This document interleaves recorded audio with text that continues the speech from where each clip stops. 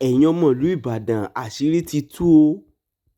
Àṣírí bọ́n ṣe kidnap àbúrò àtàwọn ìbejì Adelabu, àṣírí bọ́n ṣe kidnap wọn ti tú o. Àwọn tọ́wọ́ ọlọ́pàá tó wọ́n ti jẹ́wọ́ báwọn ṣe kidnap wọn o. Wọ́n ti jẹ́wọ́ bọ́n ṣe kíni, bọ́n ṣe organize, bọ́n ṣe máa lọ jí wọn gbé, bọ́n ṣe máa lọ gba owó burúkú lọ́wọ́ wọn. Àwọn ìjọba yìí náà ní síbọn náà ló kó wọn wọ sí inú òṣèlú pé kán máa protect wọn, kán jọ máa dàlúrú. Náà ó ti wá yí kàn wọ́n sìn yìí, wọ́n wá lọ mú wọn, wọ́n pè wọ́n ní criminal. Síbọn náà ló kó wọn wọnú òṣèlú. Síbọn náà ló ní kán máa wá jà fáwọn torí ìdìbò táwọn fẹ́ ṣe. Ẹ wá nǹkan kẹ́ fìdílé kẹ́ wá gbọ́ bí bàbá wa Awikonko bí wọ́n ṣe tú àwọn àṣírí. Bóyá wọ́n rò pé difficult náà fi wá switch sórí àwọn ọmọ ẹ̀. Èèmù wọn ni pé dẹ́rẹ́bà ni yóò gbé wọn lọ sùkúù, wọn mọ̀ pé ìyá wọn gangan ni ó gbé wọn lọ níjọ́ tí wọ́n dàbò wọn lọ́nà. Ẹ já rìn nínú ọ̀rọ̀ tó pọ̀, tàbí ká rìn nínú ọ̀rọ̀ tí ó pọ̀, tàbí ká gé pépèpé bó tiẹ̀ jẹ́ pé á ka bí ọ̀rọ̀ ń ṣe jẹ́ gan-an. Ìpínlẹ̀ ẹ̀kọ́ tó tẹ̀mí lọ́wọ́ rèé. Kidnap suspects open up how we planned kidnap of Adelabu's sister, twin sons.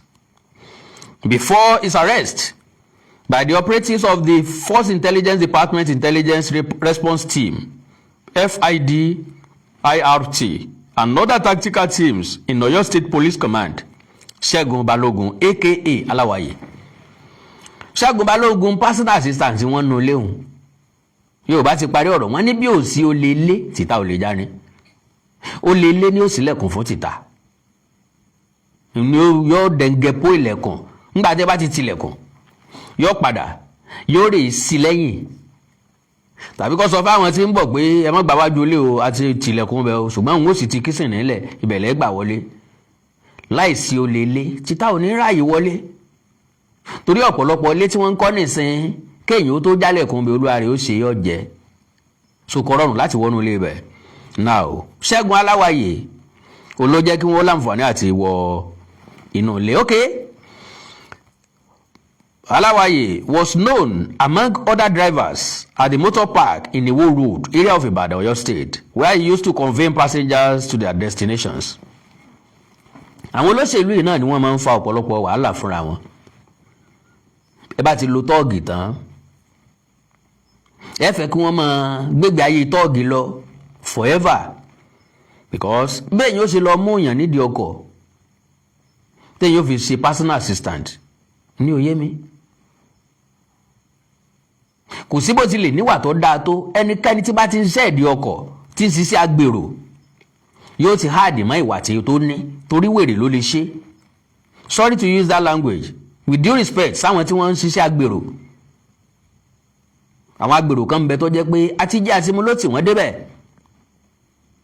Kọ́ lọ́mọ́ fi àtijẹ́ àtimu wá síbi tó há. Ṣùgbọ́n kò sí bó ti wù kọ́ ọmọlúàbí ó bá jàǹdùkú rìn tó yọ dára wọn. Ìwúrẹ́ tó bá járìn yóò jẹ̀gbọ̀nsẹ̀. Ajá tó bẹ́ wúrẹ́ rìn yóò jẹ́ èpo oṣù. Àwọn ìwà kan ń bẹ tó jẹ́ pé kò ṣeé yẹ̀ sílẹ̀ bó bá ti ń bá wọn ṣe. Láti ibẹ̀ náà ni wọ́n ti lọ́bì ara wọn. Ó ti di personal assistant. Àwọn tí wọ́n jọ mọ rángárèjì ni wọ́n ronú kan bí wọ́n ṣe fẹ́ jí ẹni yẹn gbé gbowó gidi ó ṣe jáde sí wọn. Wọ́n á kàn sóhun. Ẹ jẹ́ ń farabalẹ̀ sí láwẹ́láwẹ́ because ó yẹ kó wà on record. Kẹ́yìn gan ṣe mọ kẹ́ ẹ mọ bẹ́ẹ̀ ṣe paramọ́ fáwọn èèyàn tó yí ká ní tó gbé mi wá nù. Ọ̀pọ̀lọpọ̀ ẹni tó look gentle nínú ilé, tó look innocent nínú ilé, iná ni wọ́n mọ̀ rárá. Ní tó gbé mi wá gangan nìyẹn o. It's not because of content. It's because of the information. Information tó kún pẹ̀lú ìjẹ́wọ́ ẹ̀ṣẹ̀. So now, unknown to many, he decided to choose another route to make money. Kò wà political rárá. Ntó gbé mi lára, ntó gbé mi wá náà nìyẹn. He applied his driving skill to convey members of a kidnap gang he joined to their operations and taking the victims to the safe house, prepare for them. This he did very well until the gang's scope became full. Alawaye is among the suspects arrested for their alleged involvement in the kidnap of the former Minister of Power, Chief Adelabu's sister. Mrs. Olaide Busayo Adegoke, and twin sons. Segun has confessed to how he took the gang leader, Adewale Abolaniwa, aka Oloro, to the house where Adelabu's extended family members reside in preparation for the kidnap carried out on June 3. Kì í ṣe June 3 wọ́n ẹ̀sẹ̀ lọ́bẹ̀. Wọ́n ti ń plan ẹ̀ tipẹ́. Wọ́n ti ń strategize tipẹ́tipẹ́.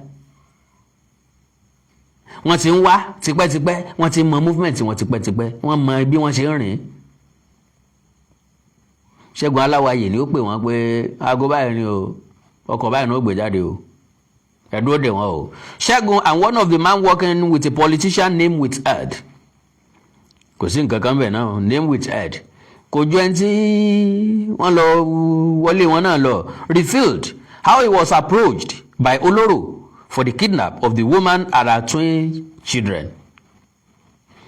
It will be recalled that the kidnapped victims were rescued last Saturday from where they were held hostage at Lako community on Ayegun Olome Road, Ibadan.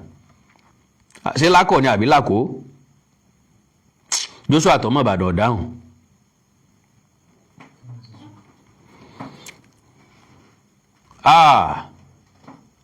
Kí ló ṣe nẹ́tíwọ̀kì mi o? No, kí ló dé nẹ́tíwọ̀kì yẹn kàn dédé máa kú báyìí. Ok, ó dà ní kó ti padà. So,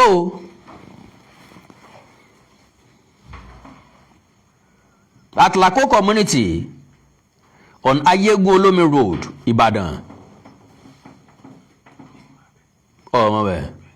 Okay.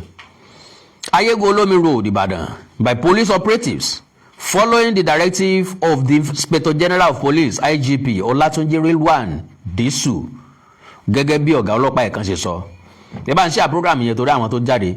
Also arrested were the gang leader Adewale Abolaniwa aka Oloro and Dare Oyedele aka Solution.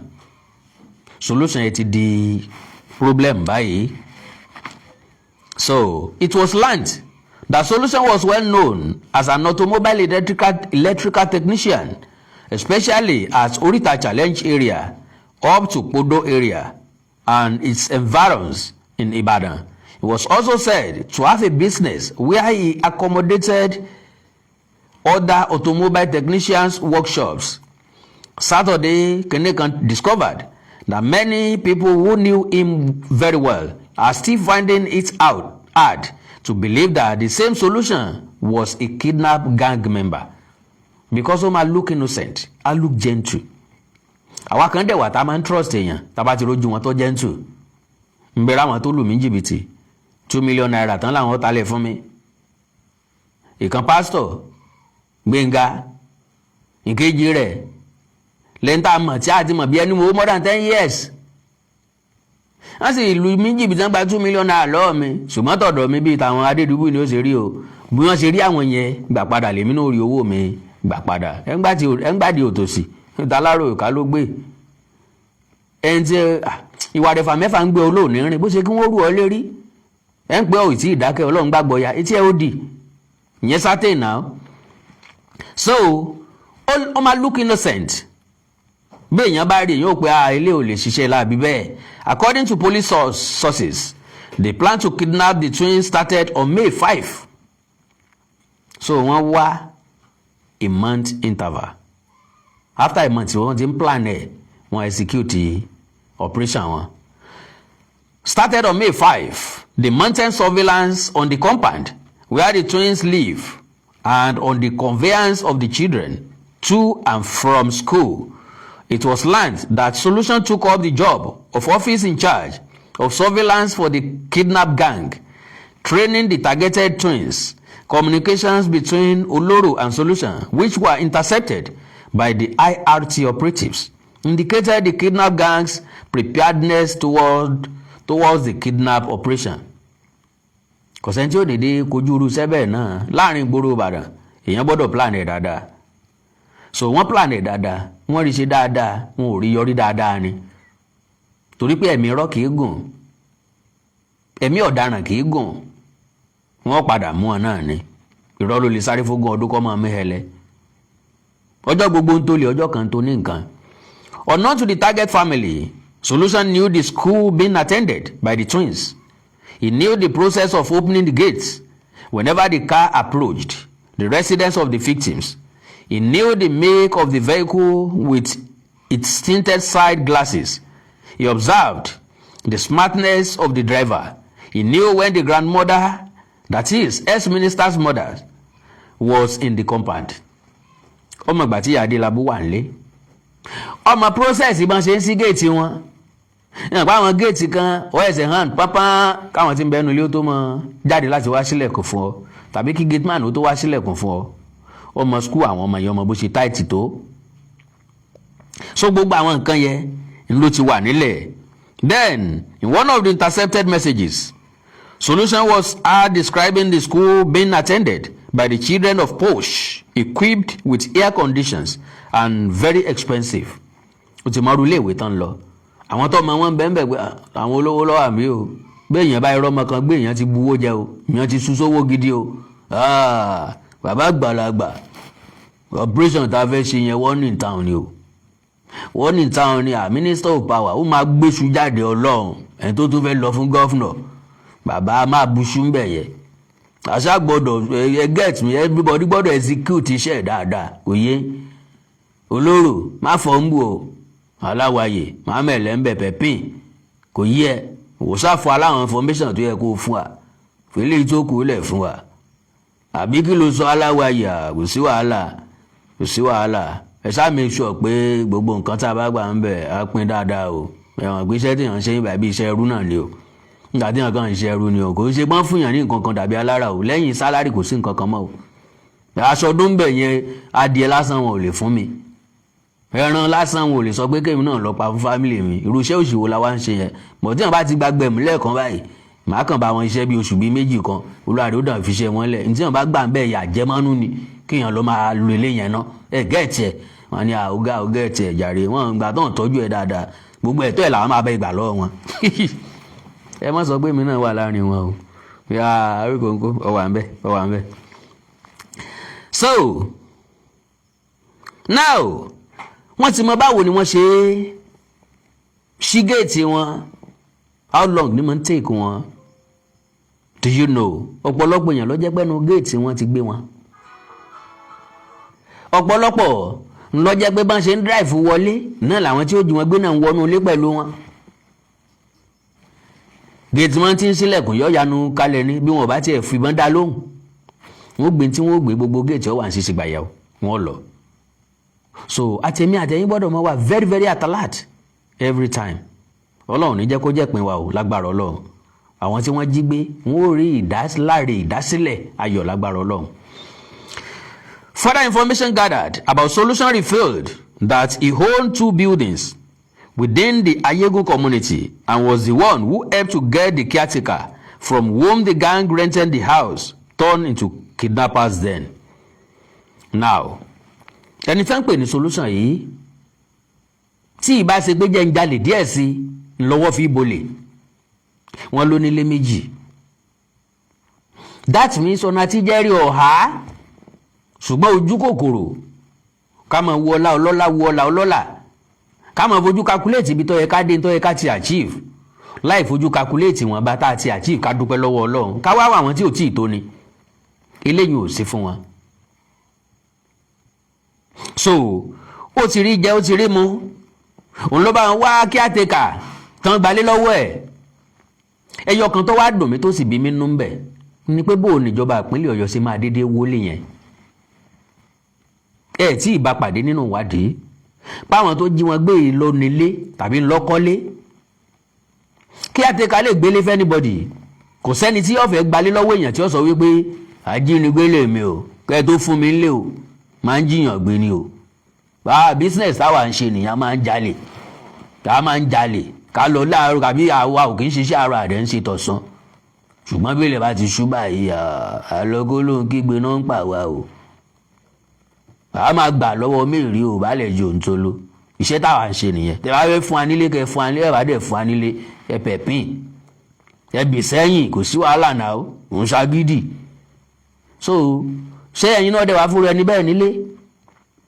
Kò sẹ́ni tí ó fẹ́ gbalé tí ó sọ pọ̀ dáràn lóhun everybody máa present ara rẹ̀ dáadáa ni kí lọ́kàn caretaker so ní ọba àwọn gbélé ni tí caretaker nípa ẹ fẹ́ gbalé iye báyìí lẹ́sàn o òfin tó wà fún lérè o iye tẹ́sán lówó náà lélẹ̀ o ọ̀tán báwo ni gọ́ọ̀mẹ̀ntì máa sáré lọ bí ilé yẹn lulẹ̀ tí gọ́ọ̀mẹ̀ntì bá ti bí ilé lulẹ̀ báwọn ẹ̀ tún sọ pé ẹ fẹ́ gbalẹ̀ ẹbẹ̀ ẹ kí ló wá kẹ́ni tó nílé so àwọn àṣejù máa wà lọ́wọ́ àwọn ìjọba wa lọ́pọ̀lọpọ̀ gbà àṣírí àṣejásán wá àwọn nǹkan tí ò wọ́ tiẹ̀ kò yẹ kó rí bẹ́ẹ̀ a lè sọ pé torí pé náà wà lórí ká górí sọnù a lè sọ pé ojú ń wa mi ká wá kígi bojú orí fẹ́ kọ́ orí bíbẹ́ kọ́ lóògùn náà orí borí bá ń fọ́ nínú ìsìn kójú ọmọ dá mi sùúrùsù ká wá gbé solution náà ni pé kẹ́ gbórí yẹn kúrò lọ́rùn ìgbà yẹn lé orí fífọ́ yẹn tó máa lọ ẹjá máa ní sùúrù náà nà ó ìfọlájì ọ̀lẹ́lẹ̀ ìṣe agbára lórin níta fi lè wọlé yẹn ni pé tíwádìí bá sọ pé kan nínú àwọn ajínigbé ìlú nílé yẹn ìgbà yẹn ló tó wọ̀ tí wíwó sọ àwọn ẹlòmíì tí wọ́n jí èèyàn wọn gbé ńkọ́ tó jẹ́ pé àwọn tó jí wọn gbé ò nílé kí lẹ̀ san tá a san fáwọn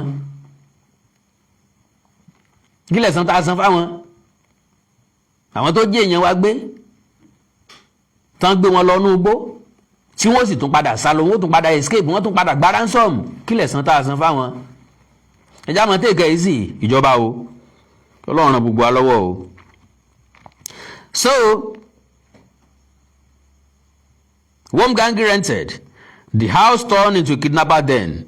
It was also discovered that his younger brother was living in the same area but had fled since the lead of the gang's atrocities has blown open. During a search, a pump-action gun was reported to have been found in Solution's house, totaling 3 guns recovered from the gang. Before the rescue of the victims and the arrest of the suspects, information added that the repeated kidnapping within Ibadan had raised suspicion about Oloro's likely involvement, prompting a kickstart of intelligence-led gathering of information about him, especially when he allegedly jumped bail after his release from prison for a previous kidnap offense.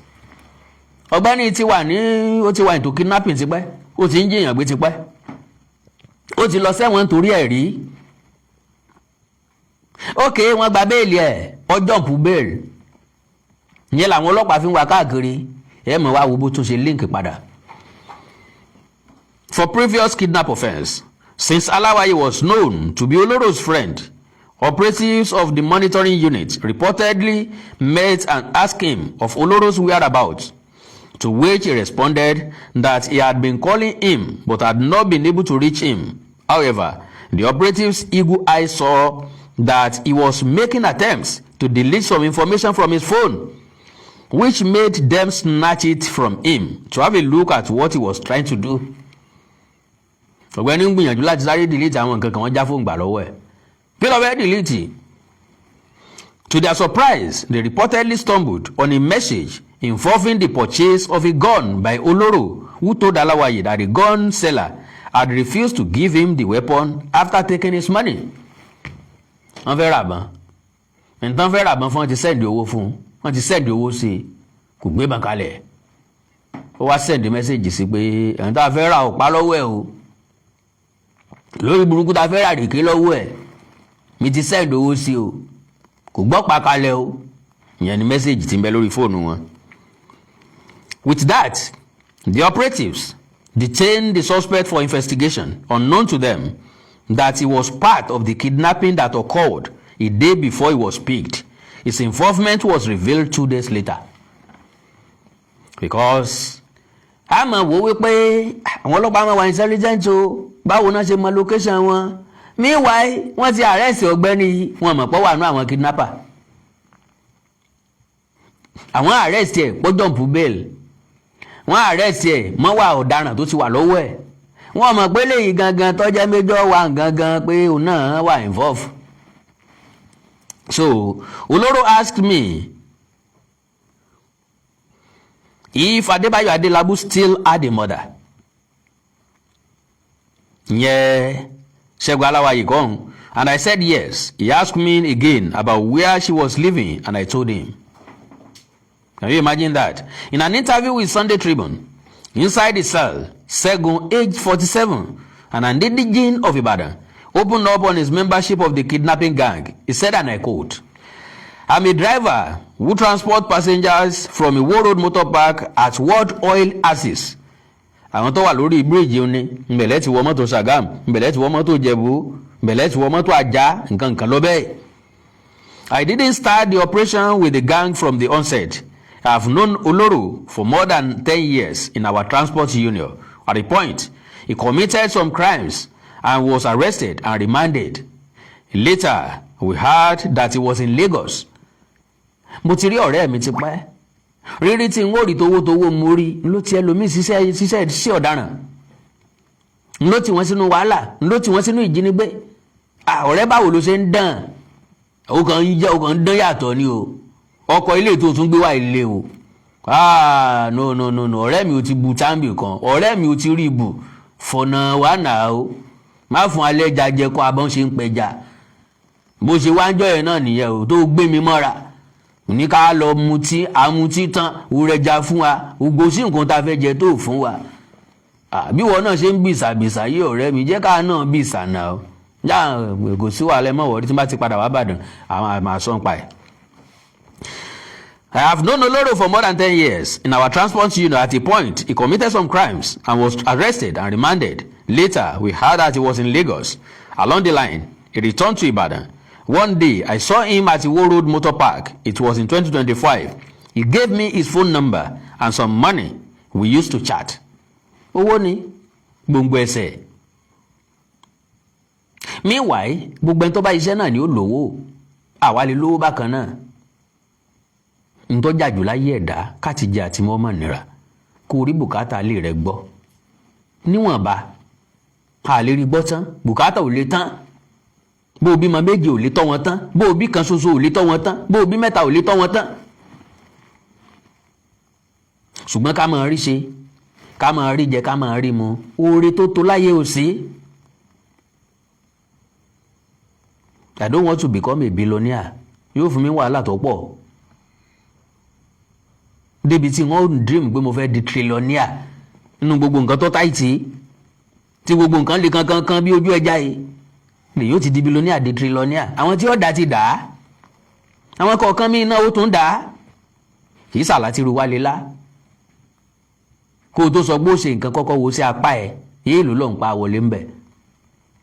Àpásọ̀ ti jẹ lọ lára ẹlòmíì wọn nínú ilé tó wà ní ọ̀sálùbáríkà ń bẹ̀ kò sílé kankan tó yàtọ̀ sílé kankan brọ́dà mi kò sílé kankan tó yàtọ̀ sílé kankan sísítà mi èló ló ń pa wọ bẹ̀ kó tó pàgbà náà wọnú owó ẹ̀ èló ló ń pa wọ bẹ̀ èló ló ná ń bẹ̀ èló ló fi ń gbọ́ bùkátà ṣé bùkátà tó ń gbọ́ sí ọ̀gá ju apá ní tó mú wọlé lọ kan tó sọ fún ọ wípé ilé yẹn ló ń kó gbogbo oore rẹ àbí nǹkan kan bẹ́ẹ̀ bẹ́ẹ̀ tí ń ṣàdúrà rẹ jẹ.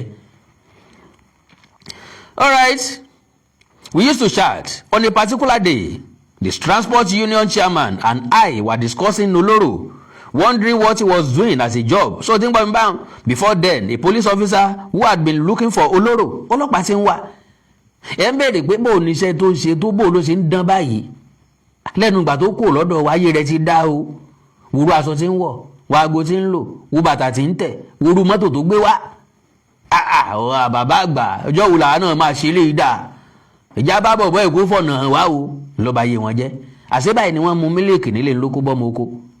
Mo dá sásàárò oko ìyá ní kó jẹ wọ́n lárùbíìdì. Okay, I've been looking for Oloro. I told us that he jumped bail. We called him and he came to us. We discussed his atrocities with him and he promised not to do such again. He even placed a curse on himself if he ever committed a crime again. That is, nígbà tí ọlọ́pàá wá sí páàkì àwọn wá invite ẹ̀ wọ́n wá ṣàlàyé ọ̀pọ̀lọpọ̀ nǹkan tọ́lọ́pàá yẹn ti sọ wípé ó ti ṣe pé ó wá sọ pé àwọn ò ní ṣe bẹ́ẹ̀ mọ́ o wọ́n expose ẹ̀ wọ́n fi hàn torí pé wọ́n fẹ́ kọ́ fọ̀nà hàn wọ́n. Oloro started frequenting the motor park òun wá consistently. Then we started discussing about upcoming elections and campaigns in 2019. Oloro and I worked for olóṣèlú kan tá a dárúkọ, when he did not win the governorship, I left the motor park. This time 2026-2027, we decided to work for the 2019 candidate who did not win, and we used to call one another. However, at the time, Oloro was not responding to my calls frequently, as he said he was busy in Lagos. On his return to Ibadan, he stopped coming to the political groups outing. Nígbà tó ti níṣẹ́ mi lọ́wọ́, tó ti ní alámìntì ẹ̀, owó gbé kákan bá wọn lọ campaign lòun ó folúwa rẹ̀. Nígbà tá a bá pínwó náà bíi 2,000, 1,000, 5,000 ni ó gbọ́dọ̀ ní ó padà kú sí. Níjó láṣẹ lè dà. Àní ká jíyàn gbé. Àní kan fún wa millions of naira, ká jẹ béèrè 50 million naira. Kan fún wa ká ṣàyẹn 10. Àbí ká ṣàyẹn 20. Mi mo múṣẹ́ wá o. Ẹ lè fẹ́ mi 10 million o. 20 million lè máa ṣáì mi o. Báwo mo tún ṣe fẹ́ mú mi wá tẹ̀ bá ṣá mi incorrect, ẹ fún mi 20 bay 20 páálí bí o bá ti pa àádọ́ta ká má gbà o. Ìṣú ń bẹ lọ́wọ́ àwọn bọ̀bọ̀ yìí mẹ́. In this time 2026-2027, we decided to work for the 2029, okay? Oloro was not responding political group outings. Recently, Oloro moved to the camp of the man who won the primary, name withheld. But I told them I would stay with the old governorship aspirant, name withheld. However, that didn't stop us from interacting. One day in May, while we sat together, Oloro asked me if Adelabu still had a mother. And I said yes. He asked me again about where she was living, and I told him, and I told him, he said I should take him to the place. One day we went to Liberty Stadium for an aspirant declaration. From there, we proceeded to Adelabu's mother's house. Òní wọ́n ti believe pé yóò tètè mówó jáde. Ṣẹ́rù ọ̀bà wọn ni. Tí wọ́n mọ̀ pé Adelabu yóò ní security tó tight. So lórí burúkú wọn níyà. Bí wọ́n bá níyà bó lẹ ṣe máa dream of lọ gbé ìyá àgbàlagbà. Ẹ̀rọ condition màmá. Can you imagine that? Just because of money. Àwọn go lè níyà ná bí kíyàwó bí wọn kan kó gbé wọn jùnù kan ráre lábẹ́ bíríjì bí wọ́n ṣe máa dàgbà nù. So after showing him the house, he opened up to me that he was planning to kidnap the mother or a child from the Adelabu family. Ó fẹ́ bìsàbìsà, ó fẹ́ gbowó lẹ́ẹ̀kan náà. The reason he gave me was that he was broke. Can you imagine that? Ṣé téèyàn bá broke kọlọ́jí oníyàgbé ló sì kàn kó wọn má lè ṣiṣẹ́ owó? Téèyàn bá broke ó normal kẹ́dà ó broke. Ní tí wọ́n fi tó àwa dàgbà ibi àtayọ ni kì í ṣe ayọ̀ lójoojúmọ́. Kébi ó pa wá káyọ̀ lónìí, kébi ó pa wá lọ́la, káyọ̀ lónìí, kébi ó pa wá lọ́la, káyọ̀ ńjọ́ méjì, kébi ó pa wá ńjọ́ kan. Bá a ṣe dàgbà nìyẹn. A dẹ̀ ti mọ̀ pé kò sí májíìkì ń bẹ. Owó wà lónìí ó lè má wà lọ́la. Bá a ṣe máa mìíṣẹ̀ táfi jáde láyé nu. Yàtọ̀ sáwọn tọ́lọ́run ṣẹ́gi ọlà fún, àwa náà gbàdúrà kọ́lọ́run ṣẹ́gi ọlà fún wa. Ṣùgbọ́n báwa ṣe especially mi bí mo ṣe bẹ́ẹ̀ sílé ayé nìyẹn. Mi ò rí ilé ayé gẹ́gẹ́ bí yóò máa wà every day nígbà tí ò ń ṣe magic náà ó ló fẹ́ máa wà every day. Ọ̀dà ó máa wà, owó ó máa wà, ọ̀dà ó sì wà, àmọ́ mi ìṣẹ̀ mọ́ra wọn. Bá ṣe gbélé ayé nìyẹn yẹn gan lójú máa jẹ́ ká value Ọlọ́run, ló máa jẹ́ ká mọ̀ pé Ọlọ́run bẹ.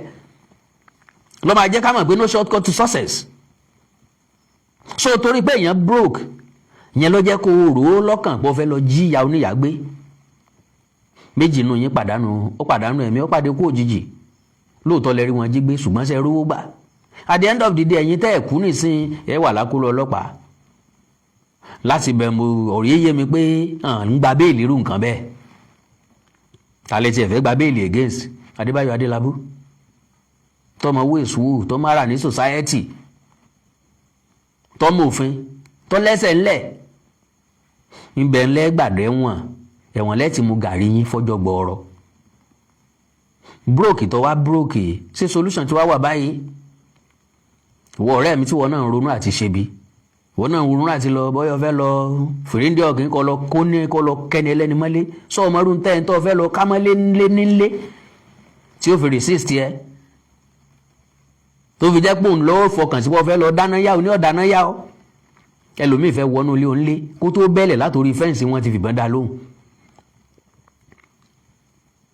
ọjọ́ lọ ní pé wọn ò jẹ́ kílẹ̀ ọmọ bá wọn palẹ̀ wèrè mọ́ bí kan lọ sọ́sódò kọ́ bá bì kan lọ ti balẹ̀ ayé tiẹ̀ lọ́nu. bọ́n bá jẹ́ méjì tán jọ débẹ̀ tójó nìkan lọ wọlé ẹnìyàn ó ti mọ̀ wípé bẹ́ẹ̀ ló ń ti pàdánù ẹ̀mí tiẹ̀ pé akọni lọ pé inú ilé ń le. báwọn mi bá wá lọ́jọ́ mi ò ní ọmọ ròyìn fún wọn pé ẹja fi lè bẹ̀yẹn lẹ̀járe ẹja wá bòmí lọ ṣe gbọ́ àìjẹ́ ń jẹ́wọ́ fún yìí o pàdíwá kan ní ìdúntà bẹ̀yẹn ló ti lọ́ọ̀sì ẹ o ọlọ́run orí lókè mi gan yọ o bó ṣe gun fẹ́ǹsì báyìí mi náà fẹ́ tẹ̀lé ni o bá jiná tù dáhùn lára wèrè ọlọ́run wọn ò járókò ẹ̀ gbé o wàláì wèrè làwọn tó wà nù ilé yẹn kílẹ̀ wo tó mọ ọlọ́run kàn tiẹ̀ pariwo anybody ò tiẹ̀ gbọ́ nǹkan kan ọlọ́run ṣé wọ́n á jẹ́ ká lọ síbẹ̀ ò security ibẹ̀ yẹn táìtì gan olórí burúkú lẹ́ni tó ní ilé yẹn o kò gbàgbó ọ̀pọ̀lọpọ̀ èèyàn ló ti pàdánù ẹ̀mí wọn bẹ́ẹ̀ tára lé wọn rò pé wọ́n jí wọn gbé wọn ní mọ̀pọ̀ ọmọ wọn ń lọ sóko olè kò ti bọ́ lé pàdé ṣòkò tó plan ìwà búburú ro negative side of it plus it.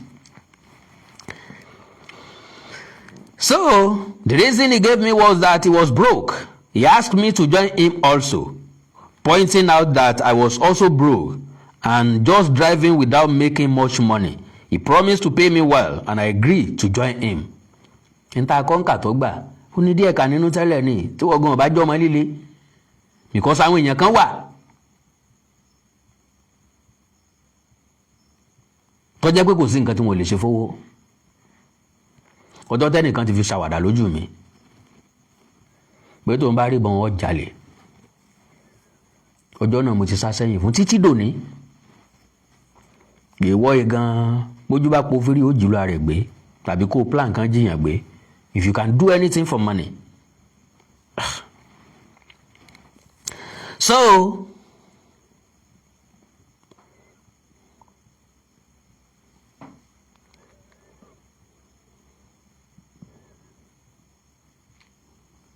okay. He promised to pay me well, and I agreed to join him. My role was to drive the vehicle used for the kidnap operation. On Tuesday, June 2nd, he called and told me that the operation will be carried out on the following day. He described the spot where I will join him along the expressway at Soka area. After we met on Wednesday, we left for Podo area. Ṣé Podo dẹ̀ ni àbí Podo? Àbí Podo. We left for Challenge. We were 4 in the operational vehicle. Oloro, Solution, Kelechi, and me. I was the driver, while 3 others were masked. And àwọn bojú, àwọn ọmọ ọ̀daràn. We parked the car for about 20 minutes, waiting for the car conveying the children to school to pass by. Oloro had thought that the driver would be the one with the children. The twins were his target to collect ransom. As Oloro saw the targeted car, he asked me to follow it, then directed me to swerve and block it at the front. He and 2 others got down and bundled the mother and the children into our operational car. I drove the car to Ayego, got down, and left others. My heart was pumping hard. Inwardly, I was so afraid. Since that day till now, I have been unable to eat. I have been drinking water only. Ilé ayé ntí ilé ayé ẹ̀jẹ̀ mọ́ nù. Bẹ́ẹ̀ ni, ẹ ń bá rìnrìn àkàsùn wọ́n pọ́npọ́n ẹ̀kọ́. Àìsí ìpínkọ́ ọmọdé tẹ̀. Bó bá ti lóun lè dánú gbógbé, ó lè dánú gbógbé lọ́jọ́ tẹ̀lé wọn. Ọ̀kan gbà ojú tiẹ̀ náà ojú kòkòrò ńlọ tẹ̀lé ọ lọ. Ntójú rẹ̀ sì ń rí ń bẹ̀ nísìnyí ìwọ lọ́mọ̀ràn. On Thursday, I was called by a police officer and a member of our transport union. I was told to enter police vehicle. There, I was told that they were searching for Oloro. My heart fluttered, but I also knew he had other issues. So I suggested we called him.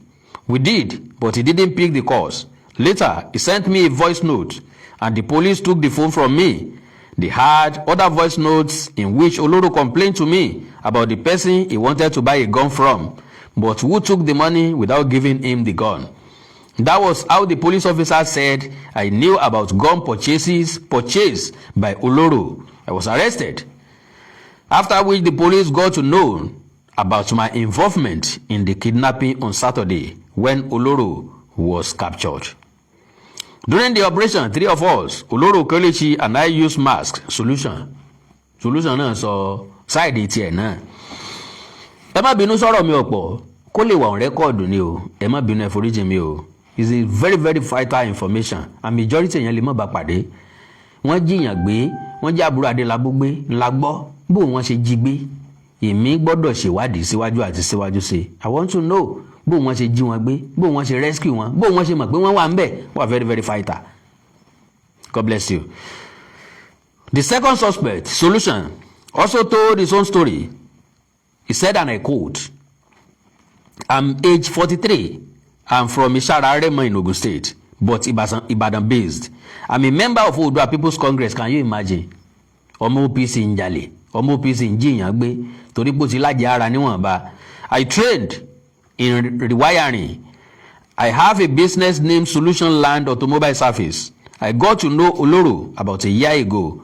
Oloro was initially a member of OPC, but was expelled after the kidnap case he had back then. No problem. I heard about him from OPC members. He later went to Lagos, but he used to come to Ibadan. I didn't know how he got my number. He called me and started interacting with me. He was a cab driver in Lagos, and whenever he needed money, he would call me and I would send him some amount. He came to Ibadan one day and asked me to meet him at toll gate at Ibadan, end of Lagos Ibadan Expressway. He told me that he wanted to move around the city, asking if I could get him a vehicle for about a week. I told him I couldn't because the day was the first time I was seeing him face to face and the car with me was not mine. I was repairing the vehicle's gear that would need running for a week. However, I said I could go with him wherever he wanted to go. That was last year. He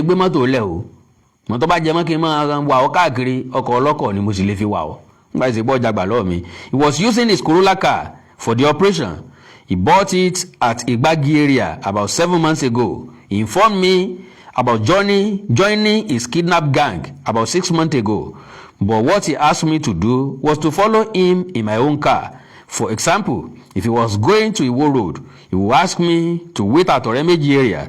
After a while, he would ask me to make a U-turn. Sometimes, he would just call and tell me to join him at a popular point at Kudo or Makola or another place. Whenever we return from the places, I will be wondering on the reason for the patrol. I knew 2 people with him then. One of them was TJ, who used to come to Ibadan from Lagos. Another one is a commercial motorcyclist at Apata area of Ibadan. I believe he introduced the operation to me when those ones were no longer with him. He said he wanted to use my car, but when he saw it, he told me it was too small. He brought one Toyota Corolla belonging to Kelechi to my house at Podo area on Tuesday, June 2nd. There were 2 pump action guns in it. Àwọn méjì tó kọ́kọ́ rí tẹ́lẹ̀ yóò fi kíní yẹn lọ wọ́n. Àwọn eléyìí sọ pé bọ́yì bíi kan sọ pé ibi tẹ́ fẹ́ lọ yẹn lé o. Ibi tó ti tóbi lẹ ti fẹ́ mú kàn jẹun o.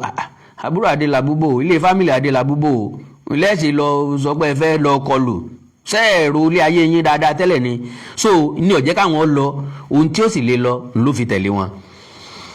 On Wednesday morning, Oloro came to my place in his own Toyota Corolla car. The key of the car brought to me the previous day was handed over to Alawaye. During the operation, 3 of us, Oloro, Kelechi and I, used masks.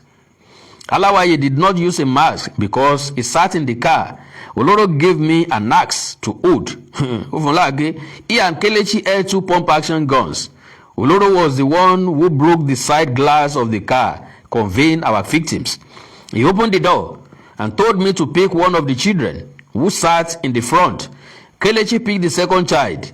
Oloro was the one who bundled the mother into the car. The person who was preparing food for the captives was Oloro's relative.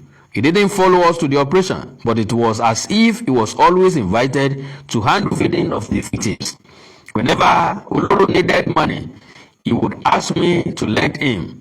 I didn't know how much was demanded as ransom because it was Oloro and Kelechi that used to go and collect it whenever they told the family of the victims to drop it. Wow! Wọ́n ti ń gbowó lọ́wọ́ wọn gan. So wọ́n ti ń gbowó lọ́wọ́ wọn tẹ́lẹ̀ wọ́n ti ń gba ransom. Before the last operation which I joined, he once gave me 300,000 naira for following him with my car. He gave me 200,000 naira at another time. Torí wọ́n fi ká tẹ̀lé lásán, wọ́n gba 300,000, wọ́n gba 200,000. Salary ẹnìkan lódidi oṣù kan nu o. Lọ ń gbà lẹ́ẹ̀kan torí pọ̀ kan fi mọ́tò tẹ̀lé yàn. Ó ti wá dùn mọ́wọ́ náà. No problem. How I was arrested on Thursday, the day after the operation, I called Oloro, but he didn't pick my calls. On Friday, it was the same thing. I was disturbed by that, but shrugged my shoulders and continued with my life. I was at home on Saturday, but later went to top one to relax. While there, I messaged him asking for the reason he was not picking my calls, but he didn't respond immediately. Later, he asked me where I was, and I told him. He said he would come to join me. That was when police arrived to arrest me. By then, Oloro had not told me the amount I would get as my share of the ransom when paid. I don't know how I got into such crime. I have a lucrative business. If God can save me from this, I will never venture near a crime again. Can you imagine that? What's in a lucrative business? Tẹ́lẹ̀. Ó wá fẹ́ gbàgbẹ̀mù ààrẹ múlẹ̀ kan náà. Wọ́n lè má fẹ́ béèrè 50 million lọ́wọ́ Adelabu. Ẹ̀já buṣu yẹn lẹ́ẹ̀kan ṣoṣo. 50 million jọ́ ò la fi máa ná tán. Ẹ̀já béèrè nǹkan tó pọ̀ lọ́wọ́ ẹ̀ wá gbé lẹ̀ o. Ìṣú wà lọ́wọ́ máa nìyẹn ó gbé dání gan ni o. Máa yẹ hòòrò máa yẹ hò ẹ̀ ó gbé dání o. Ẹ̀já béèrè lẹ́ẹ̀kan náà. Bí wàásù bá kèmí nínú ẹ̀ mi ìtúndé díjà Ajinigbe mọ́ o láyé mi o. Kí n gbà yẹn kí n lọ mẹ̀lẹ́ ń bẹ̀ ni o. Màá kó ń bàdàn pátápátá màá sá lọ ṣèkìtì àbí kí n máa lọ Jẹ̀bú jẹ́jẹ́ wọn ò lé mi rẹ́mọ̀ n bá délé báyìí wọ́n máa gbé mi gẹ̀gẹ̀ rìn Ọlọ́run operation eléyìí ká ṣe kówó jáde ńbẹ̀ kí n máa bá tèmi lọ ni Ọlọ́run.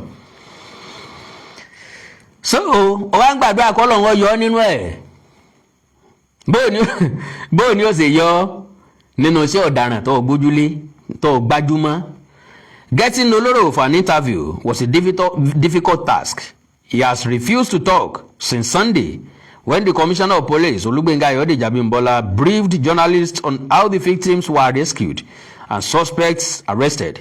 With 2 of them neutralized, it was learned that not only that as Oloro refused to talk, he also shunned food and water and was soiling himself with urine and feces in the cell he was kept in. Okay? Wàhálà tó bá rí kó gbé rẹ̀ sí ìbá máa mọ̀ tọ̀kọ́ mọ́ fìgbẹ́ yíra wàhálà ilé ayé ti ẹ̀rin yẹn.